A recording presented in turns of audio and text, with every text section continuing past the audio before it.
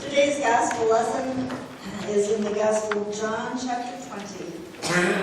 When it was evening on that day, the first day of the week, and the doors of the house where the disciples had met were locked for fear of the Jews, Jesus came and stood among them and said, "Peace be with you." After he said this, he showed them his hands and his side. Then the disciples rejoiced when they saw the Lord. Jesus said to them again, "Peace be with you. As the Father has sent me, so I send you."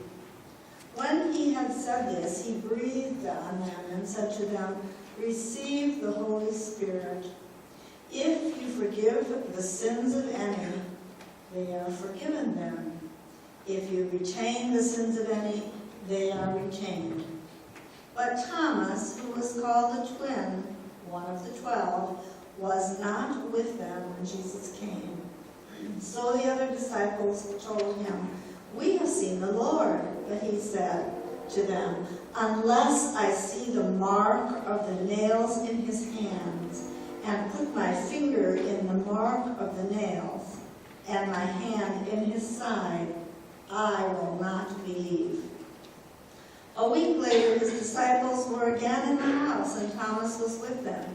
Although the doors were shut, Jesus came and stood among them and said, "Peace be with you." Then he said to Thomas, "Put your fingers here and see my hands. Reach out your hand and put it in my side. Do not doubt, but believe." Thomas answered him, "My Lord and my God." Jesus said to him, "Have you believed because you have seen me? Blessed are those who have not seen and yet have come to believe." Now Jesus did many other signs in the presence of his disciples, which are not written in this book. But these are written so that you may come to believe that Jesus is the Messiah, the Son of God, and that through believing you may have life in his name. This is the word of God for the people of God. Thanks be to God. Boy, what a difference a week makes. Last Sunday, I was just talking about how wonderful it was to have the giddiness of the celebration of Easter and the giddiness of spring coincide so lovely because the day was so beautiful. And I go home, my wife and I go home, and we get ready for our little Easter feast with our family, and I hear the lawnmower engines revving up, and I look out my window, and here is my neighbor mowing his yard bare-chested. I thought it was a little too cold for that, but evidently he just had that sort of spirit that, wow, gosh, it's here. But now all of a sudden, last night, we after worship, we stopped at Rite Aid to pick up some stuff, and when we went in, it was okay, but when we came out, we opened up the door, and it was just like snow at a horizontal angle, and the wind was blowing, and it literally pushed me out into the parking lot, and I'm not a small guy. By the time we got to the car, from here to here, we were just as white caked snow everywhere. You know what they say about Ohio, if you don't like the weather, wait 10 minutes. Well, I guess that's the way it is. So anyways, it's still Easter. It will be Easter. Easter's 50 days long.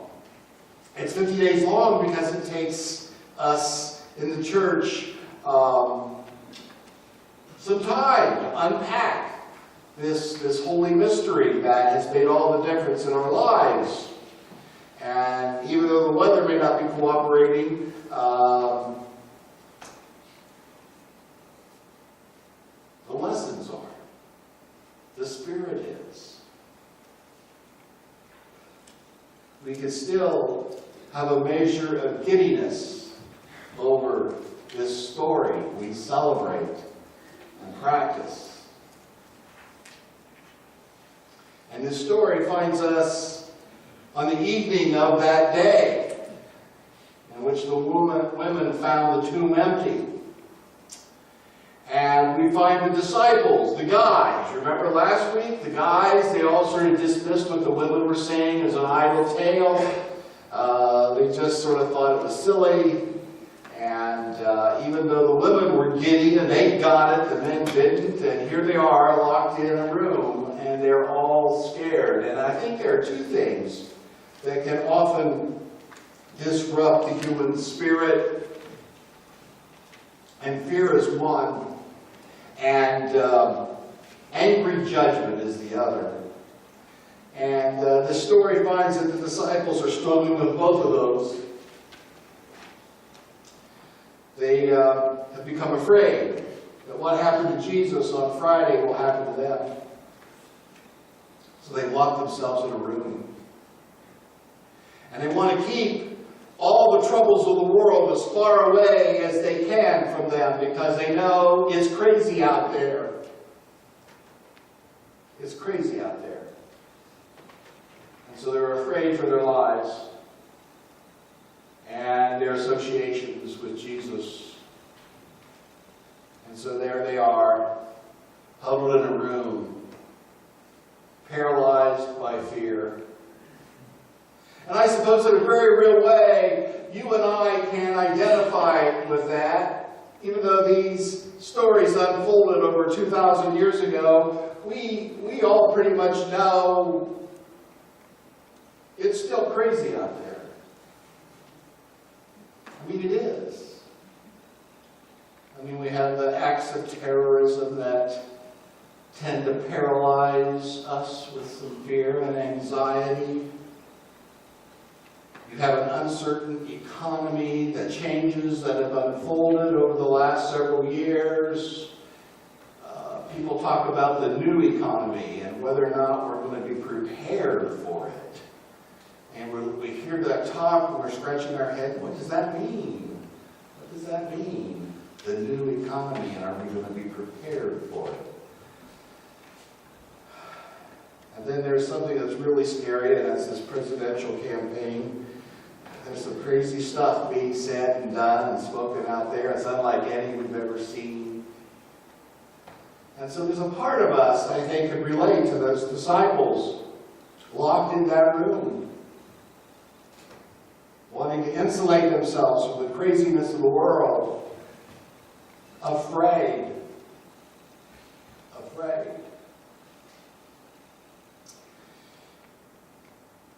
And John shares in his account that somehow, mysteriously, lovingly, graciously, the risen Lord appears to them.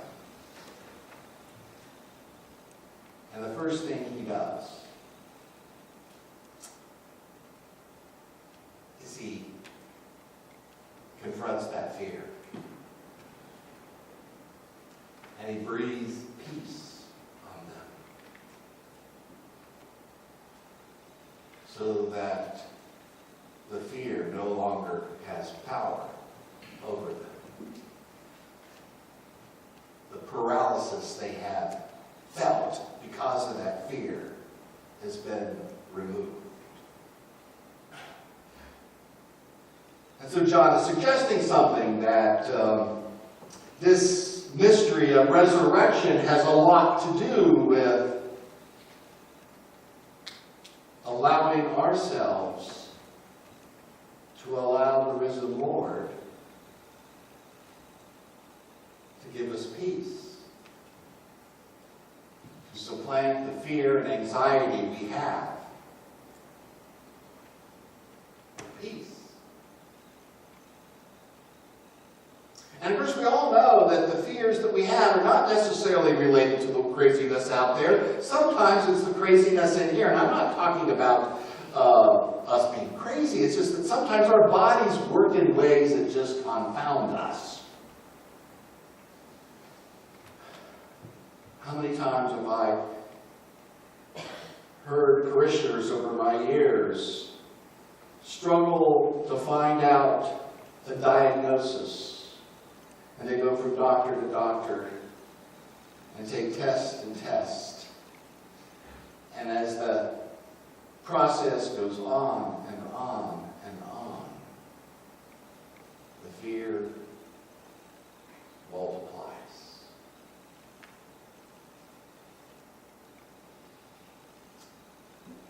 So the risen Lord is there. And the question we have to ask ourselves is, do we allow the risen Lord to breathe a measure of peace on us? Another thing that I think could be very disruptive to the Spirit is this sort of angry judgment that sometimes we have, Sometimes we get impatient with people we love. Or sometimes we get angry with the way things are going.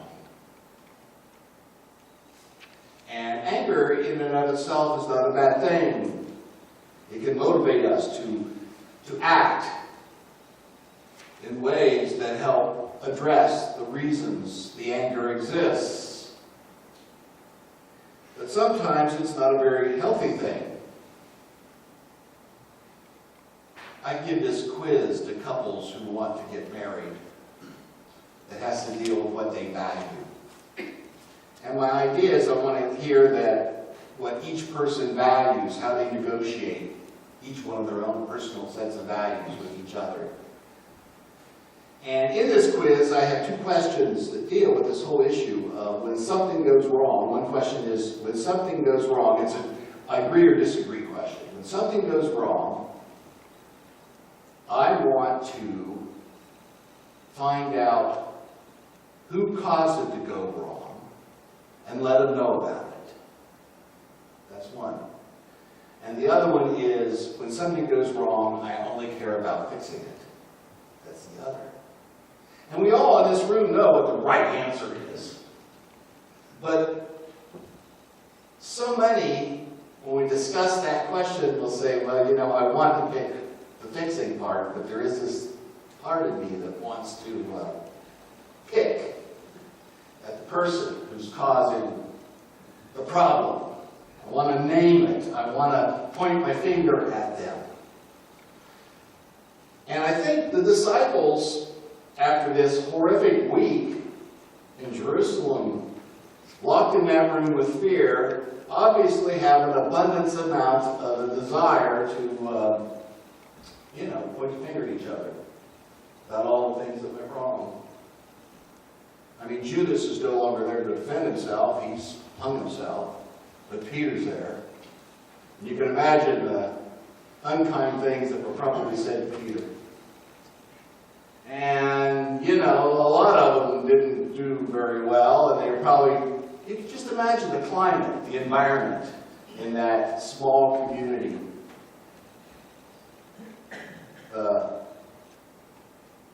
Blaming one another for how they handled themselves during these very dark moments. And I think in a very real way, we've all encountered that too. And so the interesting thing is that when the risen Lord appears, not only does he breathe peace on them to remove the fear, but he breathes a sense of forgiveness on them so that they can move beyond their anger and their judgment of each other.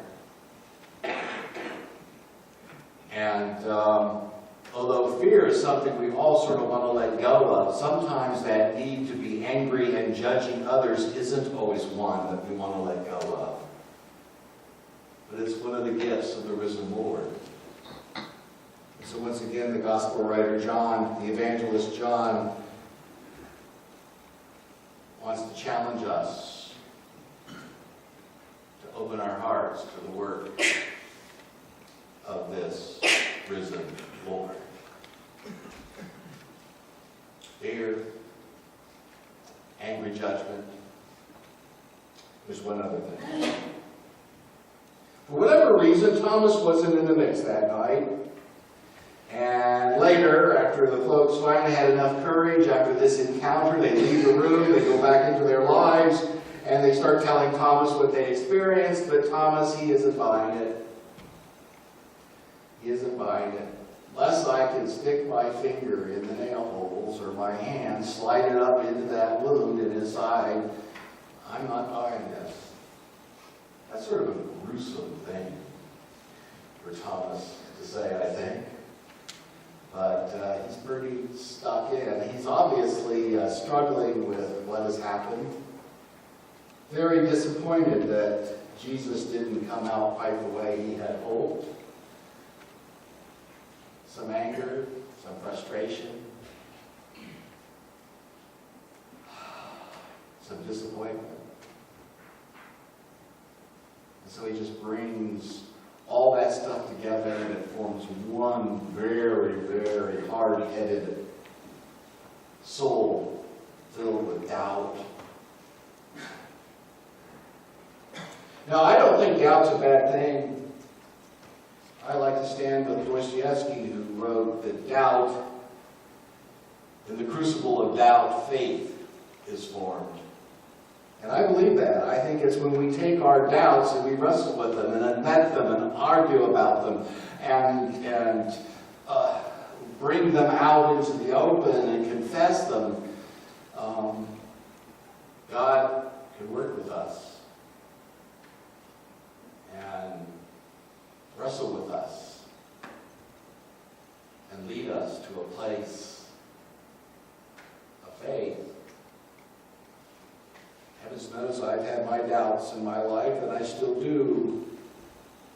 I don't think it's Thomas's doubt so much as his insistence on clinging to it. His insistence on putting it into the face of his colleagues. And so here they are in that room again a week later, and the risen Lord appears again. And this time, he addresses Thomas's doubt. And when Thomas opens up just a little, he becomes charmed by this visit. And he falls on his knees.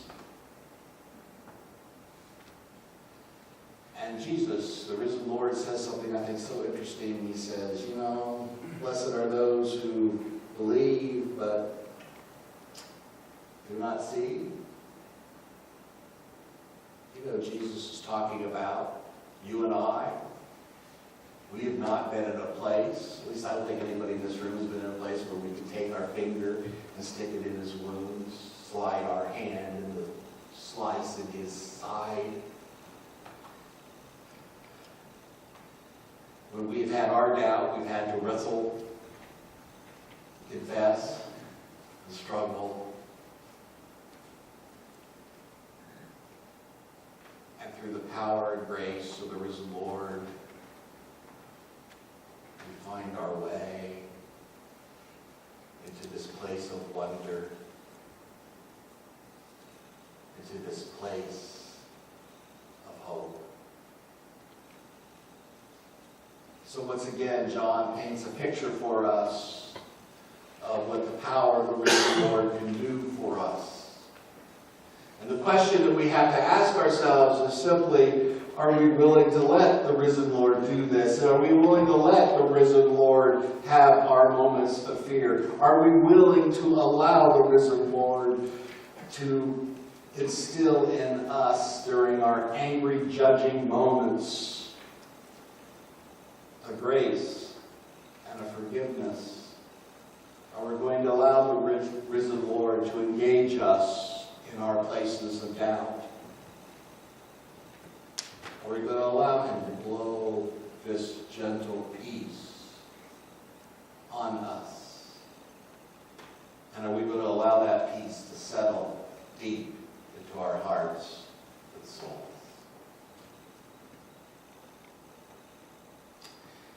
And that's our side of the equation. Because the risen Lord is doing that stuff. And our part in it is, do we allow him to do it to us? A friend of mine, a pastor, preached a sermon once. Had an after-church, after-school program for elementary kids in a rough neighborhood. And some of the kids from the rough neighborhood started coming. And the 6-year-old started coming.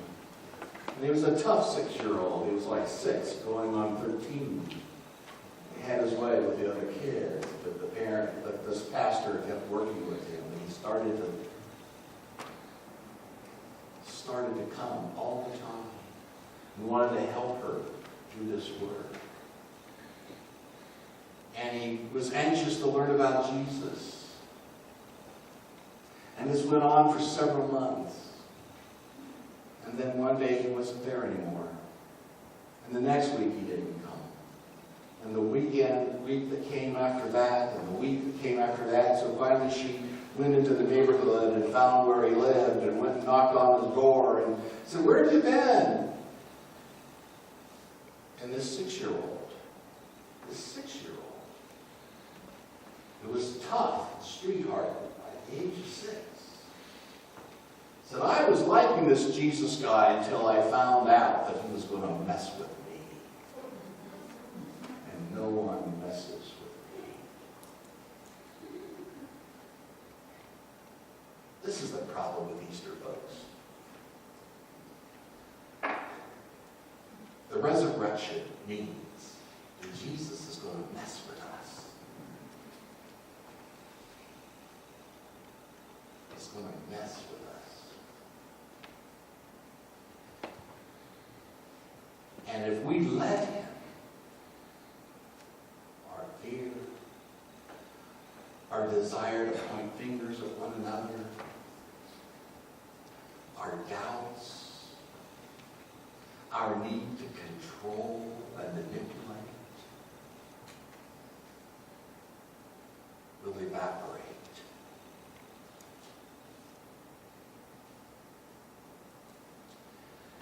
And we will not find any comfort huddling in locked rooms ever again.